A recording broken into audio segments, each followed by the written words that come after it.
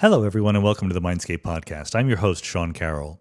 Today's podcast has a good news, bad news situation. The bad news is there will be bad language in this podcast, not because we're getting especially salty or profane or anything like that, but because we're going to be talking about computer simulations that were written and run using a language called brainfuck. Sorry about that if you have sensitive ears, but this is a very real computer language that was given that name, brainfuck, and so we're going to have to say the phrase brainfuck over and over again. That's why I'm saying it right now, just to loosen you up and get you to know that this is what is going to be coming. The good news is it's going to be worth it. This is a really fascinating conversation about a super important topic, which is, in some sense, the topic is the origin of life. But there's not a lot of chemistry or biology or geology or anything like that in the talk, in the conversation. It's a model for the origin of life, or a simulation of the origin of life done on a computer. Today's guest is Blaise Agüera y Arcas, who is a very successful computer scientist, like a real-world computer scientist. He has worked for Microsoft. He now works for Google, doing things like AI, of course, but also visualization, augmented reality, questions about how machines can be creative and artistic, things like that, with real-world applications.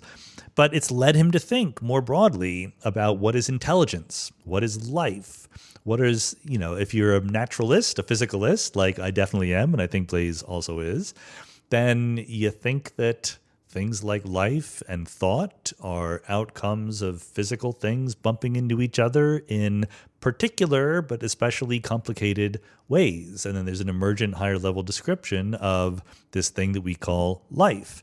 So clearly, going back to people like Schrödinger and von Neumann and others, there's a statistical mechanics of this, right?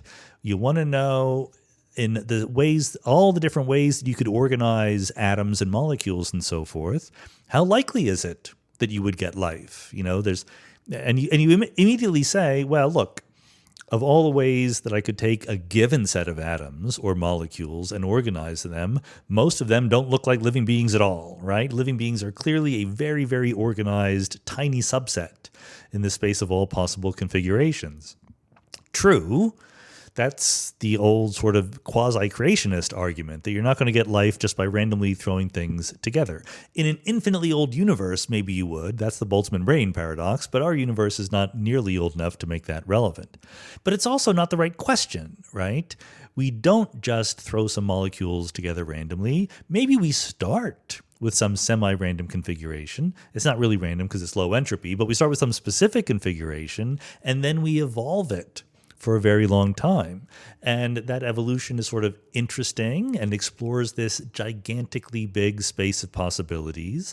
And then the much more sophisticated and important question is, do trajectories in that kind of setup have little subregions that are likely to look like life in some way? Now, the space of possibilities is so large you can't be very realistic in exploring that, but you can start with a little toy model. And so what Blaise and his collaborators have done is write programs, not even write programs, sorry, I shouldn't say that. They've explored a system where you have little programs written in this language, brainfuck, and there's many, many, many programs.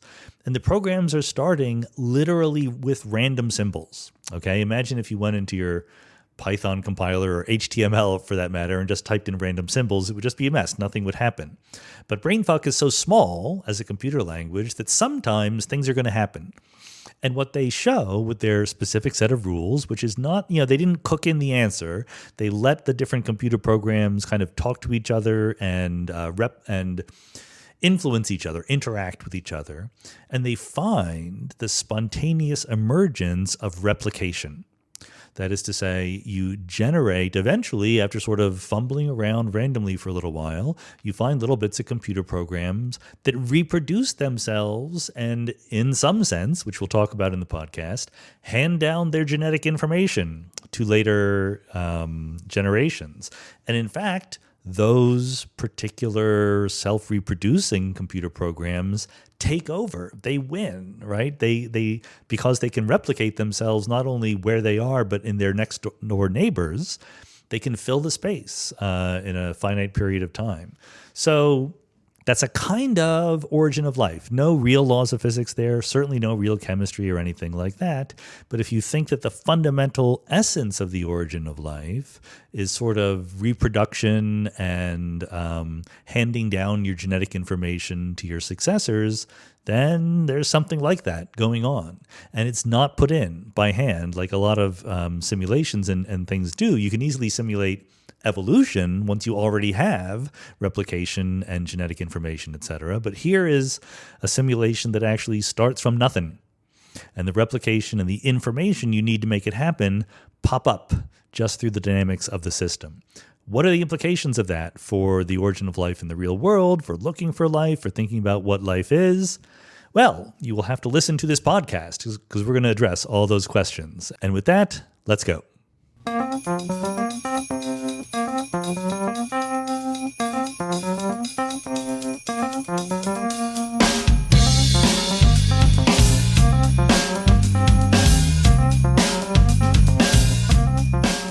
Blaise Agüera y Arcas, welcome to the Mindscape podcast. Thank you, Sean. I'm really glad to be here. So you are an author. I don't know whether, you are the first author. I don't know whether it's an alphabetical order thing or an order of importance thing in your field. How do you list the authors for your publications? Well, it varies, but if you mean the abiogenesis paper, that was work that I started kind of on my own in October and then pulled some other teammates into. And I feel it's a legit first author. Okay, good. Yeah, I get to be first author all the time just because I'm early in the alphabet, so I get more credit than I deserve. I know what it's like. I feel a little bit guilty, but we will get at the end of the podcast to other things you're working on. You're at Google, you have a job, et cetera, and does it seem crazy to say that this particular paper we're going to talk about is a little bit outside of what you usually do? Well, yes and no. So for the last year, so starting in October, November of last year, I've kind of changed what I'm doing. So I used to run a pretty large chunk of Google research. I had hundreds of people reporting to me, and I was operating more like a VP, and had a lot of administrative duties, which were pulling me away from a lot of the things that give me the most joy. The actual work and the thinking.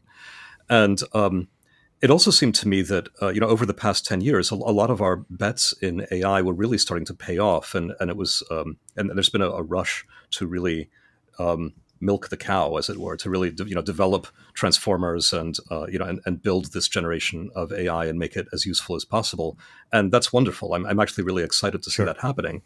But I didn't want to continue to focus on just developing that. I was really keen to go back to basics. And rethink some of the more fundamental aspects of computing and AI. So I started this new group, and Google was very generous, in supporting me in that. And it's called Paradigms of Intelligence, and it really kind of is going after fundamental stuff, including all the way back to origins of life.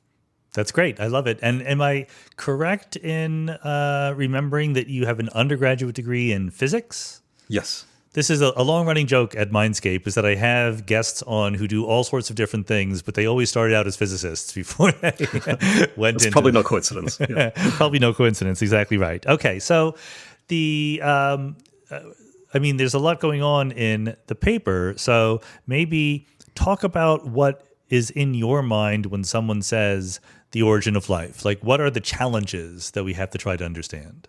Sure. Well, the first challenge is, how did life begin here on Earth? There is a specific story about that, and we may never know all of those details because they're lost to deep time. This all happened 4 billion years ago. I've always been very interested in the work in biology that really tries to unpack that. There are theories about, maybe it having been RNA first, an RNA world, or maybe a metabolism first that might have spun up in black smokers on the bottom of the sea, where there are these, hydrogen and carbon dioxide vents coming, bubbling through these porous rock chimneys. But there's a more fundamental question, which is, how is it possible for life to arise? In the traditional view of evolution, you need life in order to beget life. There was a lot of work in the 19th century trying to figure out whether life could spontaneously generate, and they never got it to happen. You could only get life if life went in. And then if you look at it from a physicist's point of view, I think this perspective was really well articulated by Schrödinger in his beautiful book from 1944, What is Life? Which has been quite inspirational to me. And his perspective was more thermodynamic. Yeah. If you have normal second law of thermodynamics says things get more random over time. Life is incredibly ordered and structured, and there's no strict violation of the second law of thermodynamics there, because energy has to go in. We need to metabolize, but while it's permitted by thermodynamics, it doesn't seem exactly encouraged by thermodynamics. There's something mysterious there. I've made that exact same point many times, and I love how you just said it there, encouraged by thermodynamics. It is a little bit mysterious. Right. And this paper is not delving into the role of chemical catalysts or even entropy and things like that. You're purely on a computer letting code evolve itself. Yes, it doesn't directly speak to that, but it does indirectly speak to it. And in the book that that I'm going to release next year with MIT Press, What is Intelligence? Part 1 is all about abiogenesis, about this work, and it does connect it much more explicitly, both with the physics and with the biology. So there is a real connection. It's not arbitrary. I should say there is this field, and you refer to it, about life, artificial life, different than AI. And I think, as you say, I forget exactly where I read this, but it's certainly true. They usually start with something that can already replicate, et cetera, and they're asking, how does complexity grow? How does the effective genome grow, or whatever? But the idea of doing simulations that in some sense mimic the actual beginning of life is a somewhat understudied field, I get the impression. Totally. I think it's never, or very rarely, probably not really happened before, right? That we begin with just noise or randomness and get replicators, get life. And I think the reasons are similar to the puzzles we were just talking about from the biology or physics standpoint. Maybe it's partly a mental block, maybe it's an actual block, but the idea of of starting from nothing, it has been understudied, and I don't think it's really been shown before in the field of life. There is a tension, and I'm entirely on your side vis-a-vis this tension, but there will be some people who say, look, unless you're really doing chemistry, you're not going to teach us anything about the origin of life. And there's others, more physics inclined, who will say, I can build kind of a spherical cow model that gets at something, even if it's not ultimately telling me precisely how the biochemistry worked at early times. Yeah. Now, obviously, I'm very interested in the real biochemistry too. So I don't want to discount any investigation into that kind of work. But I also do think about this like a physicist and dare I say, like a computer scientist. Mm-hmm. I'm thinking about life as a phenomenon that is more general than the particular substrate of chemistry and chemistry on Earth. And in that, by the way, I think I'm very much on the same page as the founders of artificial life, who also happen to have been the same people who founded computer science and who founded artificial intelligence. So I'm thinking especially about Turing and John von Neumann. So is part of the inspiration, even if it's way in the background, the idea that ultimately I'm going to want to ask, here's a thing, is it alive? It might be on a computer, it might be a physical thing, but what are the rules for when I call it life or not? Yeah, I mean, up to a point, life is, whether you call something alive or not is a matter of definition. And we have a lot of fuzzy areas, even in biology. Is a virus alive or not? Yeah. And so on. So seeking a more rigorous and more functional definition of life is part of the point. When I say functional, I mean in the same spirit as Turing's functionalism and von Neumann's functionalism. So, the famous Turing test about intelligence, it's all about, well, if if it quacks like a duck, it's a duck. If you are talking to a computer, you can't, and you think that it's intelligent, and it can pass all of your tests, then if it functions intelligently, it is intelligent. And I think there's a similar functional way of thinking about life. That kind of goes beyond the details of which molecules are being used or whether they're molecules at all. Good. I mean, like I said, I'm 100%. I'm not even going to give you a hard time about that. Like, I could not possibly agree with you more. So, you're going to do it by running a bunch of computer simulations, and like you said, the objective is to really start with nothing or just with randomness, and kind of under some set of rules, let it go and see if something lifelike arises. That's the basic aspiration. That's the goal, and to have as little as possible in the beginning, Good. to have as few givens as possible. Yeah. And then one of the obstacles you run up against is that the best computer language to use for this is something called brainfuck, which apparently is even hard to search for on the internet because people like to misspell it or something like that to make it sound less bad. But tell us about Grolixes or asterisks. Exactly, or something. right. So tell us about that language and why you chose it. Yeah, I had to check with MIT's contract whether if it was obscene or something, whether this would pass muster. And it's not your fault. It's a pre-existing Not my thing. fault. Yeah. No, it was invented 40 years ago, or 30 years ago, sorry, by Urban Miller, a German, actually physics student. There you go. But go figure, and amateur juggler apparently. So yeah, brainfuck is not the only language one can use for doing this, for sure. And we've now tested it on many other languages as well. Our latest demo, which is very beautiful, made by Alex Mordvintsev, actually uses the Z80, the Zilog Z80 processor. Okay. Which was I have no idea what this is. Well, it came out in 1976. Wow. So it's been around for a long time. And it powered the Osborne computers and the TRS-80 and all of that. So, like, now, we grew up. That's my era now. Okay. Yeah, exactly. So it's a bit of a nostalgia trip, and it works just as well in Zilog assembly language. So it's not required that it be brainfuck. But the reason that I began with brainfuck is because it's very, very close to a Turing machine.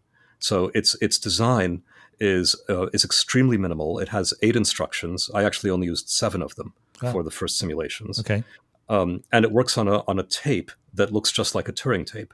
So it's just super minimal. I think Urban Miller made a compiler for it that compiled it to assembly language or whatever in 173 bytes, something like that. So it's really minimal. So, well, remind us, because it's a broad audience, what is going on in your mind when you say the words Turing machine? Yeah. So the Turing machine is a notional machine. It's a conceptual machine invented in the 1930s by Alan Turing. In many people's minds, mine included, that was kind of the beginning of real computer science. So it was a wonderful paper in which he was he succeeded in cracking one of Hilbert's big math problems that he'd posed in the previous century, which is, can one figure out a mechanical way to decide on the truth of a mathematical statement? So this problem is one that requires that you actually formulate what computation is. And it turns out that his definition of what computation is turned out to be the much more important part of that paper than the actual result, which was, no, you can't decide a priori on the truth or falsehood of a mathematical statement. But he had a very creative way of cracking that nut, which was to design a machine that would involve a tape with cells on it that you could write symbols on, and a read-write head that would be able to step left and right along the tape. And a table of rules that would say, based on the state of the head and what character is on that cell, whether one should erase, write a new character, or step left, step right. And so that's a Turing machine. And then the next move, the really brilliant move, was the universal Turing machine. The idea being that he first showed a Turing machine can compute anything that can be computed by, say, a person with pencil and paper. And then he showed that if you write that table of rules on the tape itself, then there exist certain tables of rules that will allow you to interpret the table of rules on the tape and carry out the computation that it specifies. And that's sort of like snake eating its tail move gives you a general purpose computer. That's sort of the definition of general purpose computation. And when you say brainfuck is kind of like a Turing machine, it is in fact Turing capable, right? It can do anything a Turing machine can do. Right. So this idea of Turing completeness is does a given machine or a given mathematical system, can you map it to a Turing machine? If you can map it to a Turing machine, then by construction it can compute anything that can be computed. Right. And brainfuck consists of 8 instructions. Because it's so few, I can actually just say what they are. Please. So there's a head. The head can step left, step right. It can increment or decrement the byte that it's looking at right now. So the tape is a tape of bytes that can range in value from 0 to 255. If you increment 255, it goes back to 0. If you decrement 0, it goes up to 255. It kind of wraps around. There's an input and output operation. So there's a console in the original brainfuck. So output will just emit the byte that is under the head, Yep. and input will read a byte into that position. And then the final 2 instructions are open bracket and close bracket, which are looping instructions. So it turns out that for a Turing machine, you need branching in order to be able to implement loops. You need if-then. And so the brackets just say, at the open bracket, if the byte under the data pointer is non-zero, then continue. If it's 0, then jump to the matching close bracket.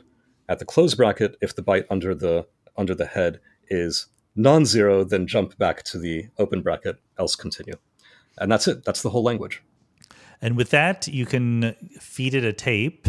And, well, sorry, because you have the tape and the program in the original brainfuck thing. You're gonna modify that, but Right. in the original thing, so there's instructions for the program, and then there's a tape, and the head will just bop back and forth, reading the tape, writing to the tape, and that, in principle, can do any computation we know how to do. Right. With a long enough program, long enough tape, and enough time, you could implement Windows on that or whatever you want. Although it would be an absolute nightmare. The reason that Urban named it brainfuck is because it is very, very hard to program it. So you look at a Hello World program and it's just this incomprehensible jumble of characters. It's hard to program, but even harder to read because, like you said, it's all just like plus bracket dot dot dot dot, and you have no idea what's going on. Right. Not a very user-friendly language, but a Turing complete one. And good for your purposes, precisely because the set of symbols is so tiny, right? Exactly. It's a tiny set of symbols. It's not the smallest Turing complete language, but it's down there. It's among the smallest Turing complete languages you can make. So one can both simulate it really fast, and one can do a lot of interesting mathematical analysis on it that would be harder with a more complex language. Right. And you do, and in fact, what you folks implement is a variant of this, which I already sort of spoiled, but the tape and the program are in the same place. Yes. So the thing that needed to be changed about the original brainfuck is that it has a separate, in effect, it's really 2 tapes, even though that's not the way Urban put it, in the specification. Yeah. So there's a program tape and a data tape. And the program tape has its own read head, which just kind of steps along, and occasionally jumps back with those loops. And the data tape is separate. We wanted to make it self-modifying.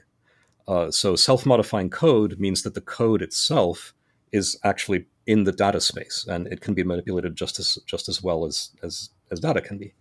And why did we want to do that? Well, because I had a hunch that self-modification was actually the key to abiogenesis, to the creation of life. And I can explain a little bit more about why, but maybe I'll save that for a bit later. So anyway, there's now just one tape, and that tape contains both code and data. And this means that you have to imagine that there are actually not 2, but 3 heads now. Okay. Because the other thing that was in the original brainfuck was a console.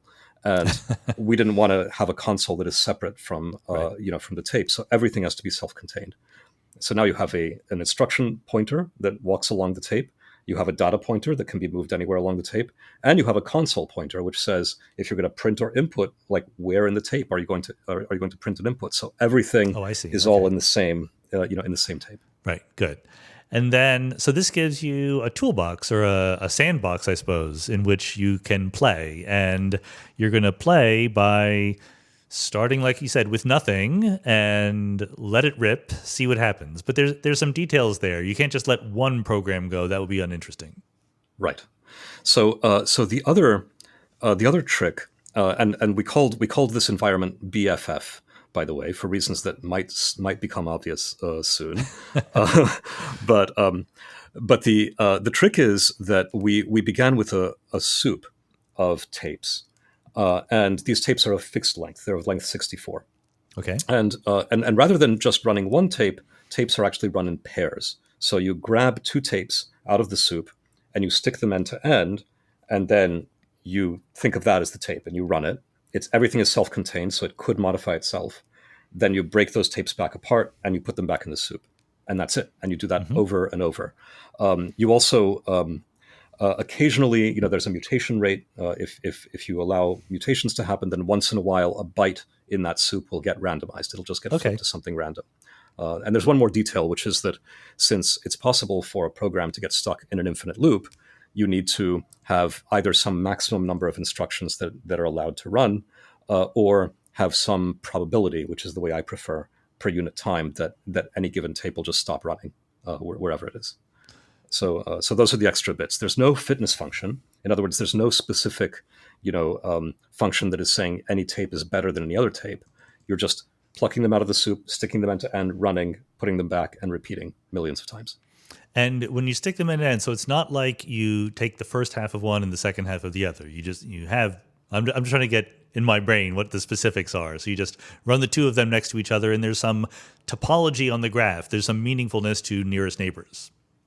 Right. So each tape is 64 bytes. If you stick them end to end, you have 128 bytes. Yeah. And and you think of that as the tape that you run. Now, this may seem a little arbitrary, but the reason that was important is because in addition to self-modification, life relies on interactions. Yes. So, you have to have stuff that is interacting.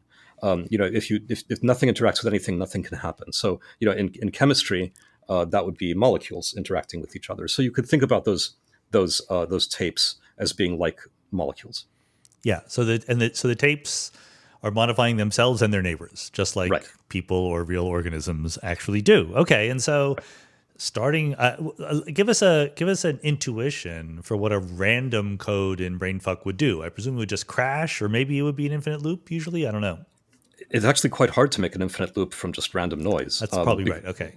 Because remember, so in my version of Brainfuck and BFF, there are 7 instructions. Every byte can have 256 values. So only 7 256ths of the bytes even code for an instruction at all. If something doesn't code for an instruction, it just gets skipped over. So it just it's a no-op, as you call it in computer science. So what that means, that's roughly 1 in 32. That means that out of the 128 bytes in a tape, you'll only have a small handful, 2, 3, 4, working bytes, bytes that actually have an instruction on them. So what might those bytes be? Like, move the head 2 times to the left and 1 time to the right, done. And no change. So in the beginning, very, very little computation is happening. Right. And it just seems like a very unpromising start. So I shouldn't say crash, but it moves around and then fizzles out. It just stops and nothing interesting happens. Nothing happens. Right. Exactly. Yeah. So it is possible for it to crash. If you get to a close bracket and there was no matching open bracket, that's a crash. Oh, okay. But I think that's the only way it can crash.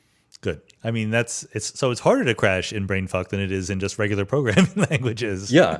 Which was also part of the point, that it was, it's kind of open-ended enough that, it's a little robust that way. It's a little robust. Almost anything will do something, even though very little of that something will be useful. And, well, how quantitative can we be about that? What fraction of things that those bytes could be doing will give us interestingness in some well-defined way? Well, out of those 7 instructions, only 3 of them actually result in a change to the tape. There's plus and minus, which increment and decrement whatever byte the data pointer is on. And there's comma, which is the copy instruction. So that was originally input, the input from the console. But if you think about, print and input, they're really the same thing. They're just copy from one place in the tape to the other place, another place in the tape. Sure. Since the console and the data pointer are just different spots of the same tape. So that's why we could reduce it from 8 instructions to 7. So only those 3 instructions can result in changes at all. So that tells you that, if you don't have loops and you're unlikely to get a good loop, because that requires matching open bracket and close brackets somewhere that enclose, one of these write statements. So, in the beginning, you can be very quantitative and you can calculate the probabilities that anything will change, and they're not high. Yeah. The majority of interactions result in nothing. Okay, very good. And then how many? So basically, you're doing parallel many tapes, many programs, whatever you want to call them, at once. How many were you doing in your simulations? So in the first ones, I did 8,192 tapes. In some of my later ones, I only use 1,024. So Okay, 1,024 tapes is plenty to get all of the interesting phenomena. right. And then, so I don't want to put words in your mouth. Tell the audience what happened. You put in some primordial soup and you let it percolate. Yes. In the beginning, there are about two operations run per interaction, and nothing much happens, and it looks boring unless you look very closely. But we didn't look closely till later, and then at some point, a few million interactions in, typically, everything will start to change, and it's very, very sudden. So on my computer, when I first ran this, it was just sort of things were scrolling by really fast, and suddenly the scrolling stopped, and it was sort of going chunk, chunk, Wow. chunk, and the fan turned on. It's like suddenly a lot of computing was happening, and the number of operations running per interaction just leaps from very small numbers to thousands. And if you look at the contents of the tapes, suddenly they are full of instructions, they're dense with instructions, and they're very complex. And moreover, they're replicating. So, you find a bunch of copies of different programs, and these programs are interacting in complex ways. So, it's really quite dramatic. What does, I think this is implicit in what you said already, but what does replicating mean in this context? Is it one program is writing itself onto its neighbor? That's actually a more profound question than it sounds like. So the simple definition of replicating is, the simplest version, I guess, of replication is, you start running a tape, and the first 64 bytes copies itself onto the second 64 bytes, for instance. If that happens, then when you pull them apart, regardless of what was in the second half, you now have two copies of what was in the first half. That's replication, and that will definitely take off exponentially when it Yeah. happens. But the reason it's a subtler question than it sounds like is that you can also have little bits of the tape replicating themselves, which it turns Okay. out Yeah. happens earlier in the process. And you can even have situations where, for instance, one thing creates another thing, which creates another thing, which creates another thing, which eventually comes back around and sometimes creates the original. So you can have these complex life cycles, and that's a form of replication too. Sure. Anything that ultimately comes back around and generates more of you than would happen in the null case, if nothing is going on, is replication, however weak. I think that actually that is reminiscent of a finding in the sort of more chemically based origin of life context, where it turns out my recollection back when I wrote my book, The Big Picture, mumbly mumble years ago, was that they had not built a single molecule that could sort of auto catalyze itself, but they could build two molecule pairs where A could make B and B would make A, and it would keep going. Exactly. So you finding things like that, basically. Exactly, which is the same way that DNA replication works, by the way, Yeah. right? You have base pairs that are conjugate, and right, and you pull them apart. One of them makes the other one, and then they conjugate. So yeah, that's called in abiogenesis. That's called an autocatalytic set Right. of chemicals, and again, I think that's a more basic concept than chemistry. Yeah. There's something pretty deep about that, and what we see is exactly the same. And from a pure statistics point of view, am I correct to rephrase it as saying that the set of instruction lists, the set of tapes that act this way is tiny in the set of all possible tapes, but tends to take over, is more robust in some way that I'm still struggling to quite articulate? Yeah. So one of the people who really kind of informed my thinking about all of this is Adi Pras, who is Uh-huh. an emeritus professor of chemistry at Ben Gurion University of the Negev in Israel. And he spent many years studying the chemistry of the origins of life. And he coined this term dynamic kinetic stability. So what he means by that is that normally in thermodynamics, we think about matter arriving at a more and more stable state, or in general, the statistics of some ensemble becoming more and more stable, meaning that if they start out very out of equilibrium, they'll move toward an equilibrium, and Right. the closer to equilibrium, the more stable Right. that configuration is. But what Adi Pross realized is that if you have replicators, then you have a new form of stability that arises, which he calls dynamic kinetic stability. If A makes B, B makes C, and C makes A, then that has a stability that is actually even greater than the stability of something that takes a long time to degrade but still ultimately degrades. That replicator can last forever. You can have a fragile thing like a soap bubble, or you can have a really robust thing like granite. But no matter how robust it is, if it's passive, every interaction it has with the world can only degrade it. Right. Whereas the special thing about life and about replicators generally is that they can push back actively against the forces of entropy, and they can last forever. So that's very evocative. Does it? Do you see that in the simulations? Is there some kind of self-repair? Do you see like what would be replicator kind of get influenced by its environment in a negative way and then bounce back? Absolutely. We do see that. But the very trivial way in which we see that is just that once you have a population of replicators, that's more robust than one of them, right? If it's Right, okay. replicating, then if one of them gets damaged, well, there's another one that can still replicate. So population is the first way that robustness happens. There's a force actively making it expand, and so if you damage it, it still comes back. Now you can go further, and they can become actually robust and repair themselves, and we do see that kind of stuff happen as well. But even replication alone is already dynamically kinetically stable. And you said that you didn't put in a fitness landscape or fitness function. You didn't sort of rank the success a priori, but isn't there effectively a fitness function? Or is it just that you sort of, well, let me phrase it as a question. Have you rediscovered natural selection? Yes. Okay. We have absolutely rediscovered natural selection. And this goes back to Adi Pross as well. The way he puts it is that dynamic kinetic stability.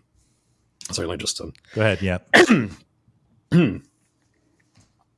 The way Adi Pross puts it is that dynamic kinetic stability is Darwinian selection, and Darwinian selection is just another way of putting thermodynamic stability in that dynamic setting, where you have replicator dynamics in addition to just the normal dynamics of entropy. So yes, there's a fitness function there in the sense that if you see a replicator there at one moment, and you see another string that is not a replicator, and then you look again later on, you're likely to still find the replicator, and you're likely not to find the string that wasn't a replicator because it will have been either destroyed by entropy, by random mutation, or overwritten by the replicator. So when I think about, I don't know, I want to understand this for my own selfish purposes. I'm doing research in closely connected areas here, and you're very, very helpful right now. Is it really natural selection in the sense that when I think of natural selection, I think of like a handing down of a genome from organism to organism and sharing those and mutating them? But I guess you're going to tell me that the whole tape is kind of like a genome. This is also a great and profound question, because there is actually a big change that happens at some magical point in this kind of abiogenesis process, where you go from just an autocatalytic set, meaning just things that tend to kind of sort of make something else that makes something else that makes you, to something that has a genome. And what having a genome means is that you now have a list of instructions for making yourself. And if those instructions are changed in any way, that change is preserved in the descendants. In other words, you have heritability.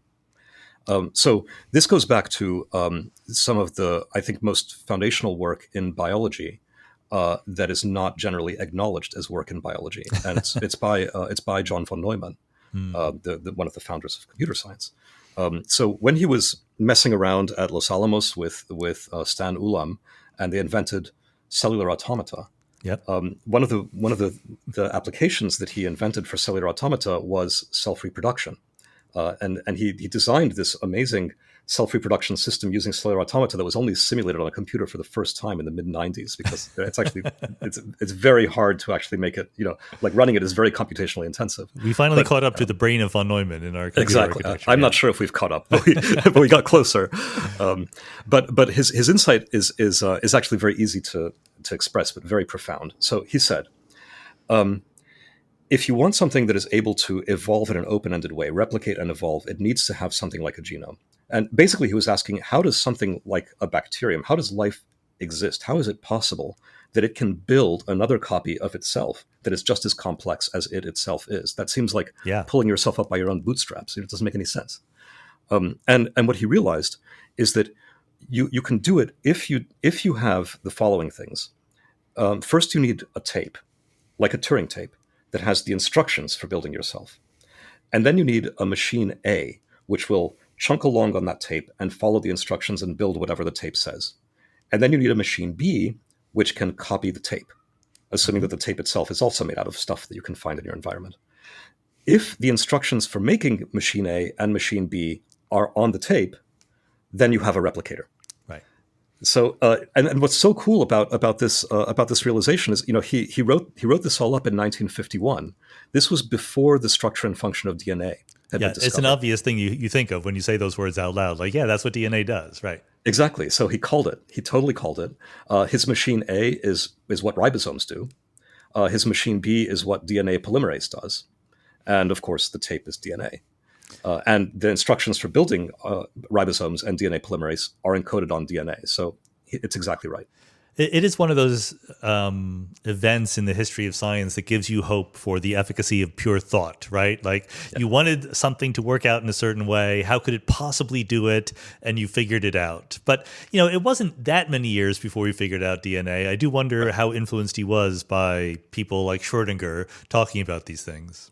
I'm sure he was, and Schrödinger did also anticipate DNA, although von Neumann went a little further in that he separated, if you like, the machine A and machine B. Like he realized that there had to be something different about the tape versus the ribosome, which Schrödinger didn't quite connect in 1944.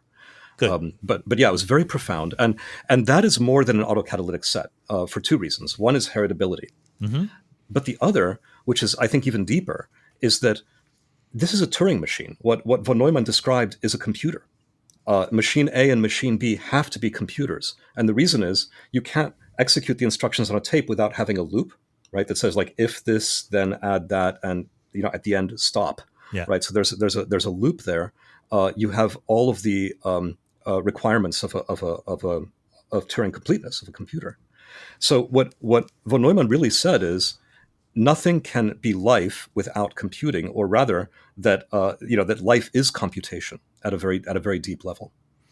I love that. I wonder if I've ever heard that phrase that way before, but I don't think I have. It is finally stuck in. Maybe I'm at the right point of my education to appreciate something like that. I don't think that this has actually really been said before. I could be wrong. I mean, it's people always. I mean, right? These ideas are always bubbling around, and I feel like they're in the air. But I at least have felt like this has come as an aha moment for me just in the past few months. Good. Yeah. No. When you say it out loud, you're like, oh yeah, of course. But I've never heard anyone say that out loud before. So that is wonderful. So okay. So back to the reality of this computer program you're running. How do you know when this happens? You said you were looking at an output, but probably there's something more sophisticated going on. Yeah, it's not just listening for the fan to turn on. So the most obvious thing that happens is you can visualize it very beautifully if you just draw a dot on a graph for every interaction, where the x-axis is time and the y-axis is how many operations ran in that interaction. So for a long time, you just see it's low. There aren't many operations happening, and then suddenly at some point, which depending on randomness, it could be after 1 million, it could be after 10 million interactions. Suddenly, there's this wall of blackness. Like the thing is computing really hard. All of these interactions are resulting in thousands of operations running. So that's the tell that something has happened. You can also measure the Kolmogorov complexity of the soup. So Kolmogorov complexity is very it's very simple to approximate. You can just zip the soup. So you just take all the bytes in the soup and you think about it as a file, and you zip it, and you take the ratio of the zipped file size to the original. that gives you a sense of how compressible it is. Mm-hmm. And in the beginning, when you start off with just noise, it is incompressible. Random bytes are incompressible. Try it at home. If you make a file full of random numbers and you zip it, it will stay the same size. It'll actually grow a little bit because there's like a header. Yeah. But the moment you start to have replicators in there, you expect that it's going to suddenly become a lot more compressible because many of those strings, many of those tapes can be expressed as pasted together parts of other tapes. And that's what you see. You see this dramatic transition from incompressible, it's like a gas, to whoosh, it's like a crystal. Not quite like a crystal because there's still a whole ecology of different tapes, but its complexity drops way, way down. So there's a phase transition. Yes. And the order parameter could be either the number of computations being done or the algorithmic complexity of the soup. Yes. That's right. It looks exactly like a phase transition. And usually when a physicist talks about phase transitions, we think about correlation functions. So in a gas, the correlation function is just a delta function. The other particles could be anywhere. If it's ice, then it's this very structured, crystalline structure. Well, compressibility and that correlation function are obviously much the same thing. A gas is incompressible because the position of one particle doesn't tell you anything about the positions of the other particles. So you could call that first stage a Turing gas, which is what Walter Fontana, who was also a pioneer in abiogenesis, on computer, called it. But then after that phase transition, it's something else. It's no longer a gas. I would call what you get afterward computronium, meaning it is a new phase of matter, if you like, that is all about computation. Which I think another word for that is life. Yeah, no, I mean I'm on the train. I guess the one thing that I don't, if I wanted to be the skeptic or at least the curmudgeon worrying about chemistry and things like that, a computer program where you have some instructions to change what's on the tape seems to be lacking some notion of energy or a Hamiltonian or dissipation or entropy or something like that. So ordinarily when I have a phase transition, I'm thinking of, the system has found a lower energy configuration it can be in, but you don't have energy, or do you? Not in any obvious sense. This is nothing is conserved in BFF. Right. Bytes aren't conserved. Time isn't. Everything is just pure information. So one can talk about entropy, but one can't talk about energy. However, there is I think a deep connection with energy in the real world, which is that we know that computation requires energy. Mm-hmm. Now, there is this whole field of reversible, so-called reversible computation, but the way you get reversibility in computation is by having these so-called ancilla bits, extra information that comes out that you have to store somewhere. Right. And you make the system erase. Bigger. Yeah, exactly. So in a way, it's just saying we shrink the part of the system we look at, Right. in such a way that we're not looking at the extra information. So I think, to make a long story short, I think there is something profound about computation that requires energy use because of its irreversibility, because computational operations involve these irreversible steps. That makes perfect sense to me, but I can't quite in my brain connect it to the robustness and survivability and hegemonic aspirations of your reproducing codes. Why is there a physics-based way of saying why they want to take over? There need not be, but I'm just wondering. Well, I think that the reasons they want to take over are purely statistical. So in that sense, you don't have to invoke energy. You can just invoke statistics, likelihoods of finding something later, if you find it in the present. Right. But in real life, because heritable replication requires computation, right? In other words, you can't have a von Neumann replicator without it being made out of Turing machines that are computing. That means that you need an energy input in order to get a replicator. So that's why metabolism is required in real life to have replicators. Maybe this is a weird out of left field question, or maybe I'm answering myself in my brain because you already said there's no conserved quantities here. But ordinarily, when I take a physical system and just let it go, eventually it will reach equilibrium, right? I mean, it loses all structure. I wrote a paper with Scott Aronson once where we showed that complexity can grow for a while, and then eventually it's got to fade away because you're going to equilibrate. But I'm thinking that in your thing, it's going to remain in this fun, complex phase more or less forever. It will. And the reason is that it's a dissipative system. So the fact that it's computing, the fact that you're constantly computing means that effectively there is energy constantly going in. So you have a resource. You have the sun. Yeah, yeah. I mean, that's why the fan is going on my computer when I'm running BFF, right? But it won't. So yeah, it won't. The order will not go away. The structure will not go away. But neither will it stabilize to just one thing. So it's this very complex ecology.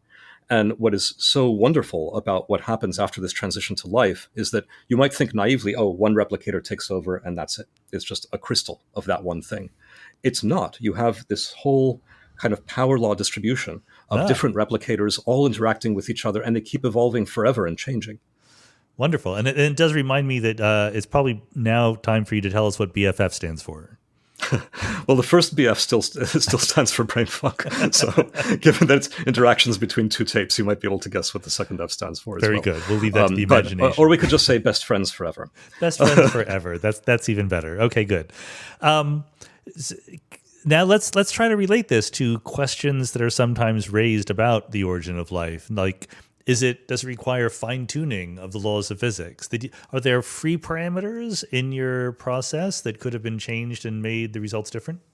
Yes. So there is one thing that went in, which is the design of the language. And we do know that different designs of language result in either very different times to abiogenesis, or in some cases, we don't see biogenesis at all. Which I think means just that the time is so long that we're not able to see it happen. Okay. So one could almost write a theorem. In fact, one could write a theorem that just abiogenesis will happen in this kind of environment. In an environment, in other words, where computation is possible and where there's a noise source and where there are interactions, it will happen. But the question is, how long statistically will it take? Right. Right. And details of exactly what the instruction set is can make that vary quite a lot.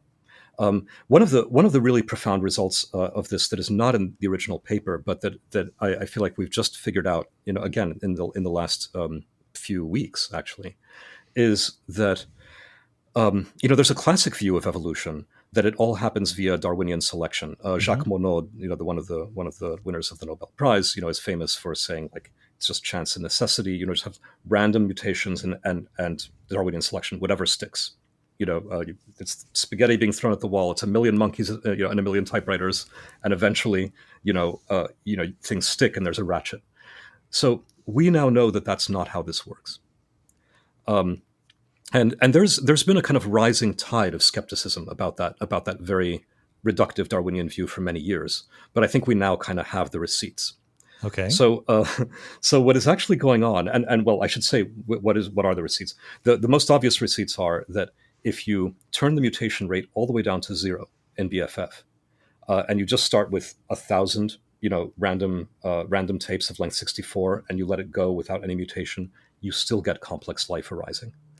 And that's kind of mind-blowing because, 1,000 times 64, like 64,000 random bytes, that's just not a lot of monkeys and not a lot of typewriters. Right. There aren't enough characters there. You can barely find, 3 working instructions in a row. So right, sorry, there's still randomness in the sharing between nearest neighbors, but there's not randomness in mutations. Right. So there's randomness in the initialization. Right. You start off with random bytes, yeah. And there's still randomness in choosing neighbors to interact and choosing which ones to interact with. Although, frankly, I'm pretty sure you could get away with that too. I mean, you could just say everybody interacts with everybody, and we just go on that way. That would work just as well for sure. So the only randomness would be in the initial configuration.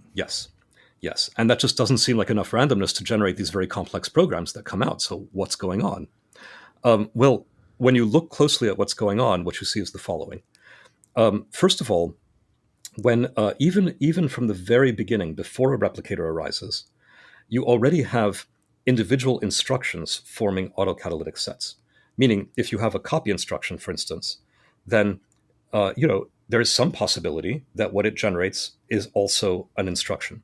If there's a no-op, if there's a non-instruction, there's no possibility for it to make anything, right? But if it's an operation, then there's a possibility that what it will make is another instruction, and maybe that other instruction will come back around, and eventually make another of it.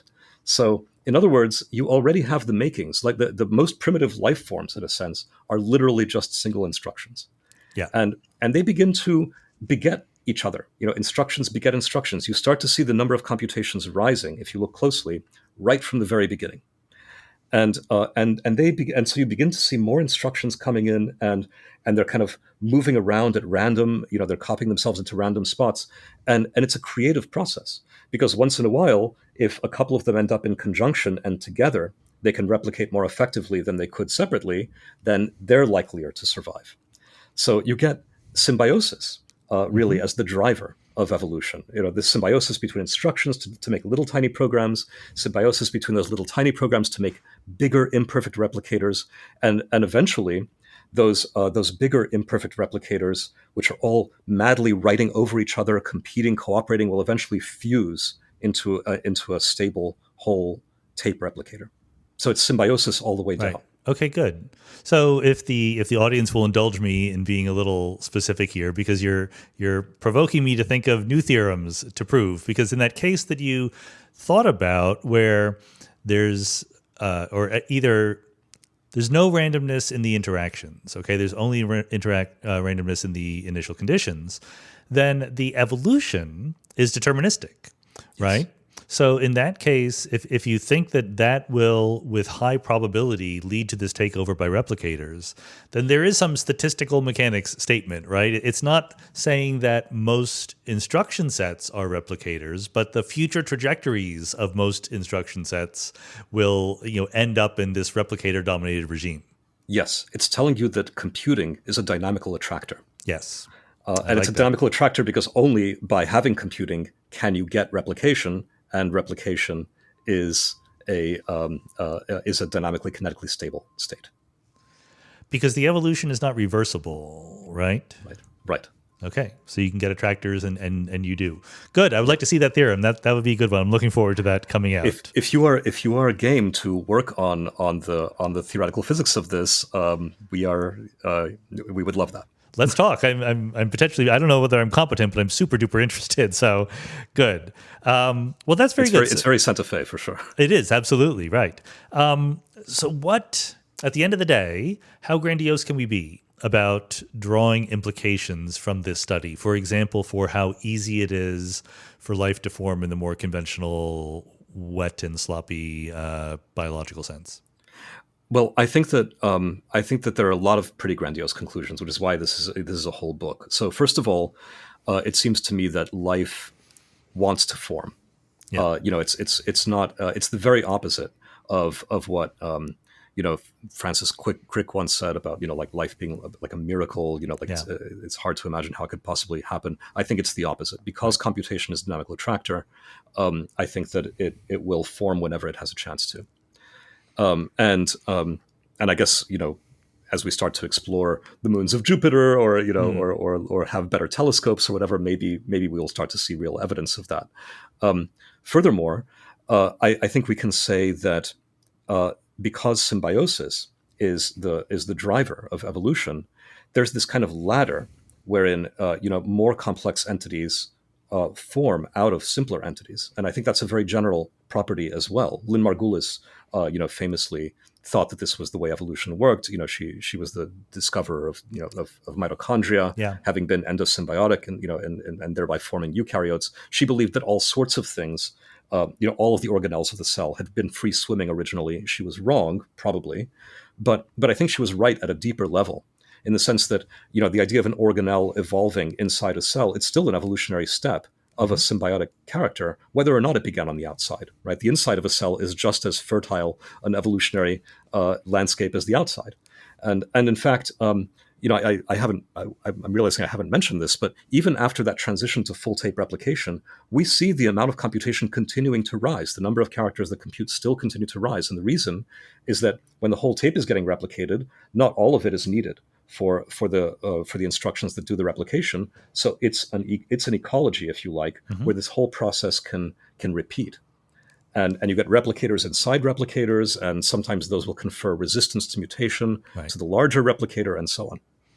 So I think that I would sort of tentatively conclude that we haven't learned much about the robustness of the origin of life to changes in the laws of physics, right? Because if you change the laws of physics of our world, that'd be like changing the instruction list or whatever, and maybe you would just get something that produces nonsense or, only has one instruction. But given that we know the laws of physics, I think you're making a strong but plausible claim that this should increase our credence that life's going to pop up everywhere. Some kind of life, maybe not intelligent technological life, but some kind of complex computing life. Right. I mean, there are barriers to every symbiogenetic transition. Right. And they're statistical, but and they could be of varying sizes. Right. Those steps can be of varying sizes. So you're not guaranteed that you'll make your way all the way up the staircase, as it were. But there is a real tendency to go up the staircase. Right. Okay. Good. And every time you go up to the next step, you have a chance to get to the next step. Now, as for the laws of physics, I mean, we know that the laws of physics in our universe allow computation. So that means that, if you like, there are many no-ops, right, in the universe, many interactions that are not part of a set of operations that form a Turing complete set, and thereby also form an autocatalytic set. But if there is an autocatalytic set in there that is Turing complete, that's sufficient. And we know that you can make a computer out of almost anything, right? We've done it. We've made computers out of things. That's an existence proof. Yeah. Okay. Exactly. Good. This is probably unfair, but does it give us any inspirations for how to look for life elsewhere? That's a great question, and it's definitely something I've been thinking about. There are relationships between these ideas and some of the ideas of Lee Cronin, Sarah Walker, constructor theory or assembly theory. Assembly theory. It might also be connections to constructor theory. Constructor theory too, yeah, which is a whole. Yeah. That's right. So Chiara Marletto's work with constructor theory also very relevant here. Right. So those are connections that have yet to be really fleshed out. So Sarah, and Lee believe that there are implications for how to look for complexity elsewhere. I think that assembly theory is quite compatible with what I'm describing. I don't know if what I'm describing adds more meat to what we should be looking for observationally. It might. Okay, fair enough. And I would be remiss if I didn't give you a chance to talk about the many other things you do. I mean, this is kind of it has not been like your main job title, and you're writing books about all sorts of things. I mean, how should we segue into this? Should we talk about what is intelligence since we've talked about what is life? Sure. So, I mean, there is a reason that, and you're right, abiogenesis and origins of life are definitely not my field. And I've been working on it for less than a year. But got it. However, our group has been working in a life-related stuff for a while. So Alex Mordvintsev, who I mentioned earlier, is also the inventor of neural cellular automata, for instance, which were a very beautiful kind of mashup of cellular automata, as invented by von Neumann, mm-hmm. and neural nets, and also morphogenesis, which really was pioneered by Alan Turing. So the idea behind NCAs, behind neural cellular automata, is that you have a grid of pixels, and in every pixel you have a neural net. It's the same neural net everywhere, and it senses and modifies the local concentrations of a handful of channels. Those channels are scalar values. You could think about them as morphogens, meaning as chemicals that allow cells to communicate with each other.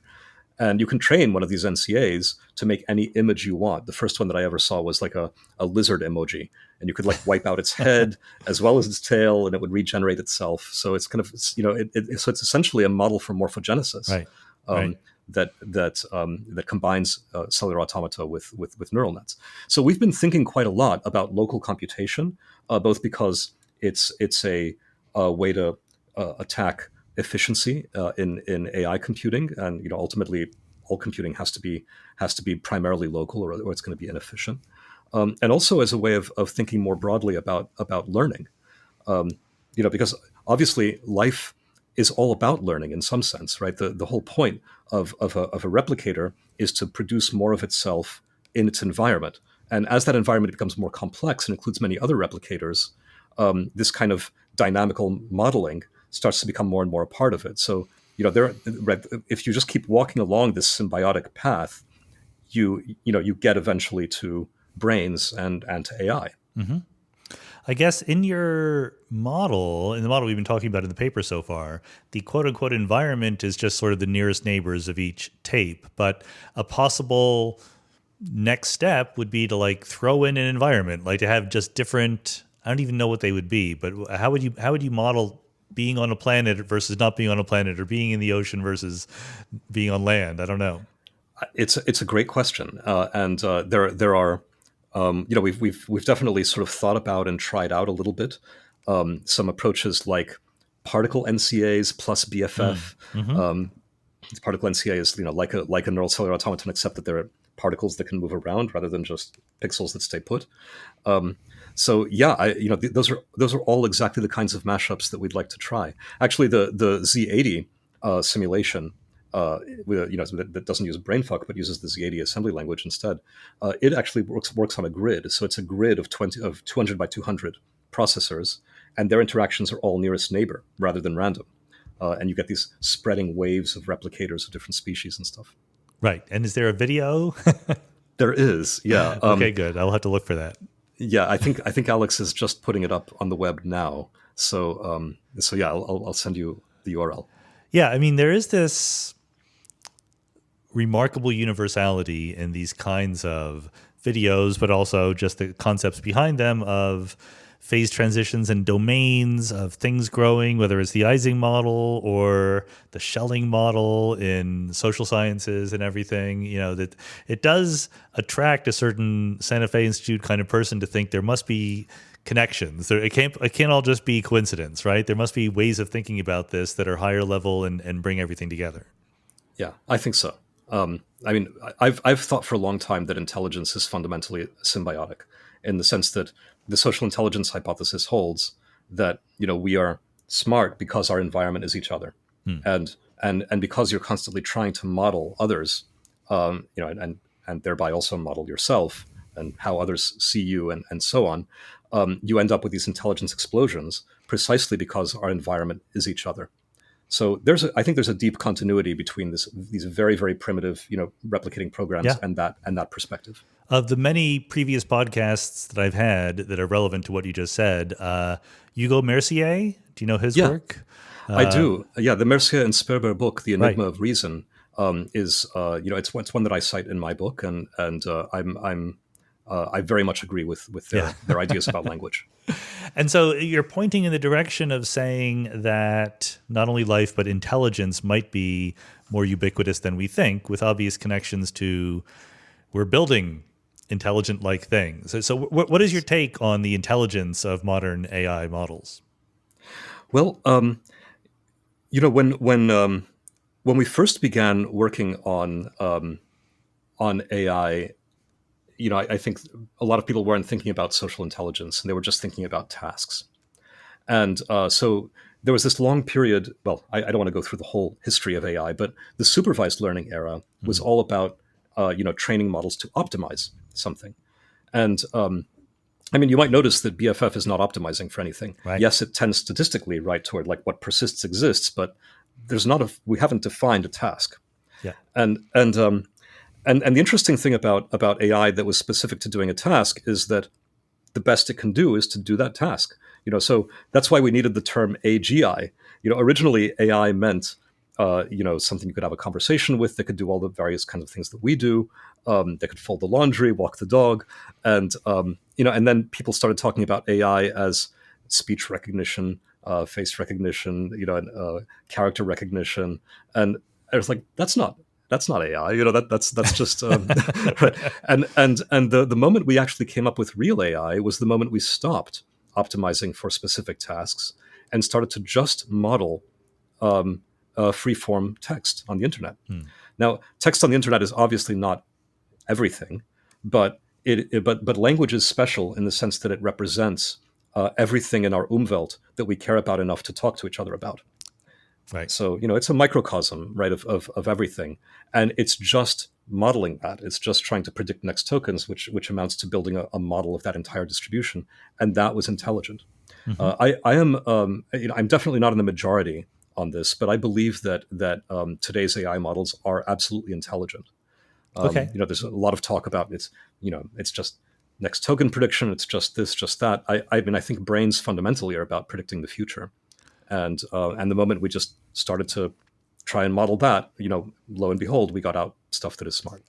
Right. So your attitude is not that large language models, mystically are more than next token prediction, but rather that our brains are secretly next token prediction. Yeah. Although the just, it conceals a lot of I get beauty it, and yeah. complexity. Right.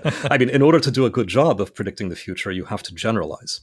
And generalizing means building internal representations, doing all sorts of very sophisticated modeling.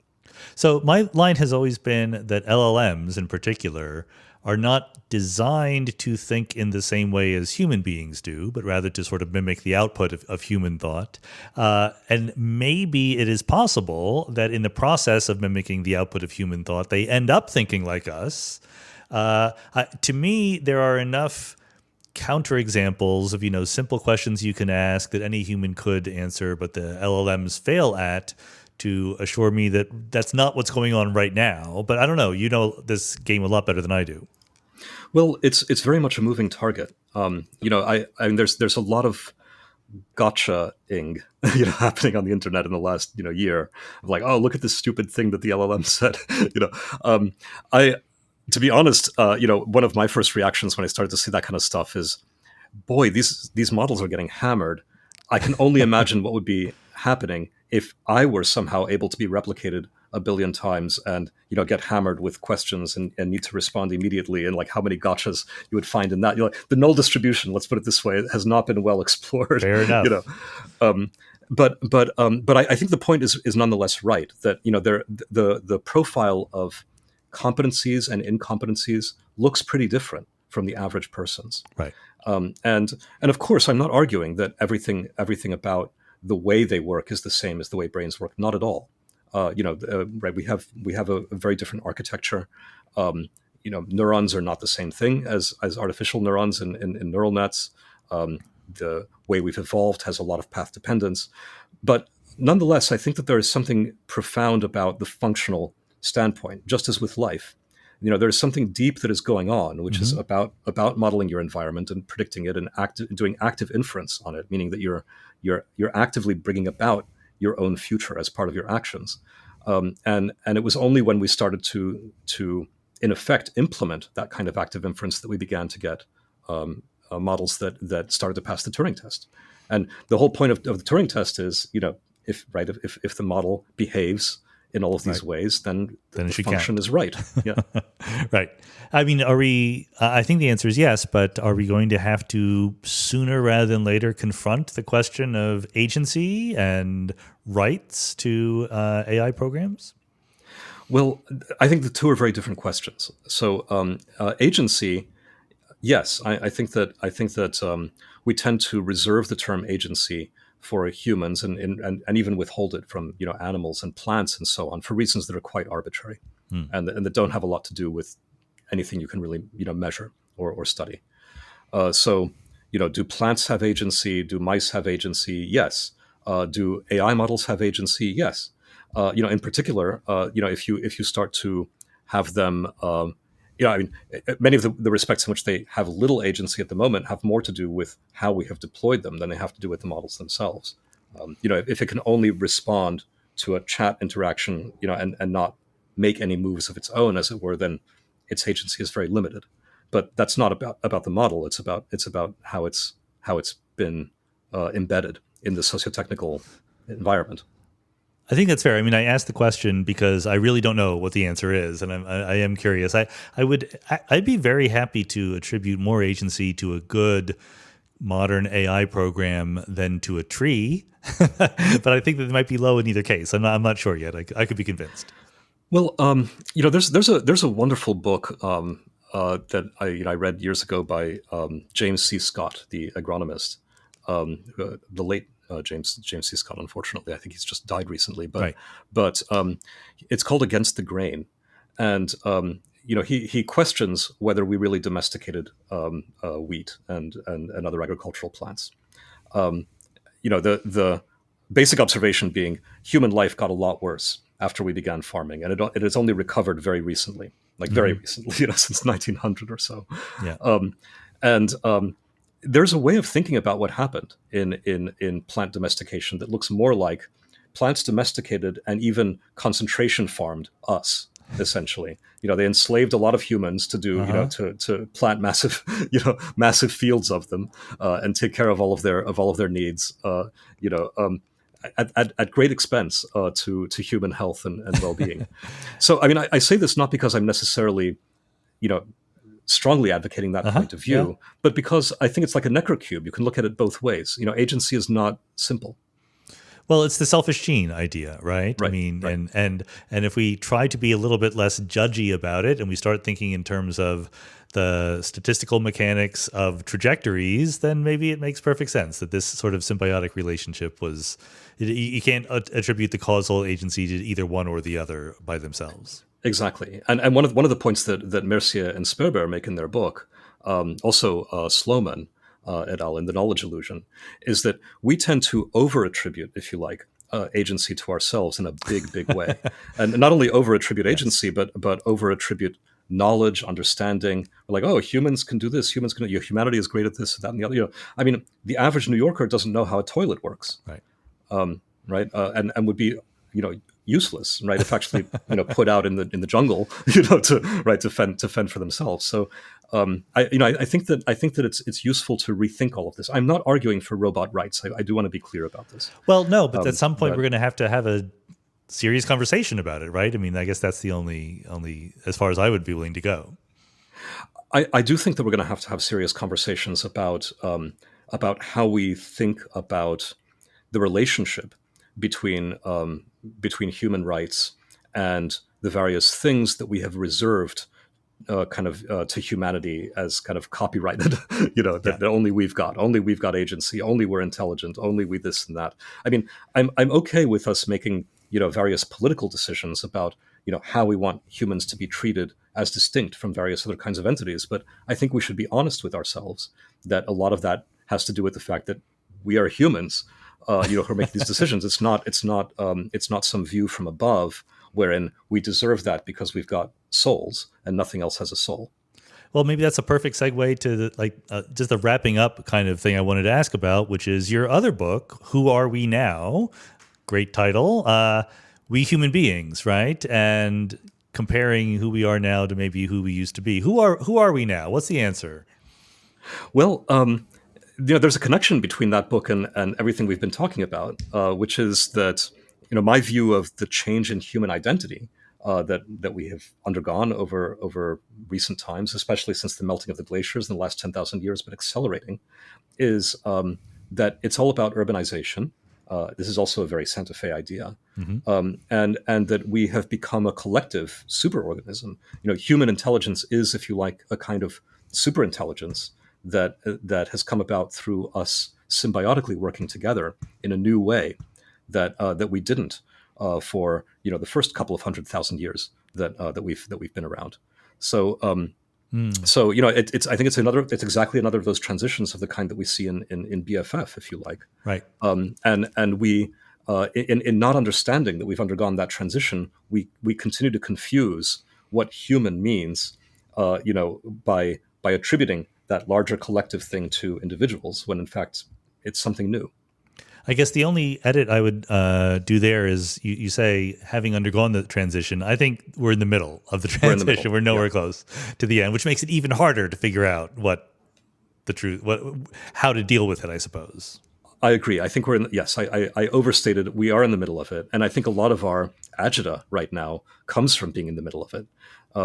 So, even for instance, to bring a little bit of geopolitics into it, when you and I were growing up, we were in the middle of a hemispheric Cold War of USSR versus the West, and you could imagine one of those collapsing and the other one winning. Right, there was a zero-sum kind of thing there, and that's what happened. So the economy of the USSR could collapse, and that would mean that the West had won. Now, if you look at the rhetoric of say China versus the US, it is completely different. Because their two economies are intimately intertwined. You can't have the Chinese economy fail and that be a good thing for the US or vice versa. So, we're kind of in it now at planetary scale, and yet we haven't quite understood that we have to be operating at planetary scale yet. A different former guest of Mindscape is Henry Farrell, and his phrase for that is weaponized interdependence. Yes. We have to learn to live along. It's not mutually assured destruction, but it's if we don't all succeed, then it's going to be bad for everybody. Right. Well, I think what we have is mutually assured survival. Yeah. And if we choose wisely, if we choose wisely, and if we don't choose wisely, then we kind of can only go forward or back, right? I think we can't quite stay where we are. That's a very wise set of words to end on. I can't do any better than that. So, Blaise Agüera y Arcas, thanks very much for being on the Mindscape podcast. Sean, thank you so much. Wonderful, wonderful questions and insights and thoughts. And yeah, the door is wide open if you're interested in working on this stuff. Let me think and let's talk. I'm very interested. So, all right, thanks. Take care.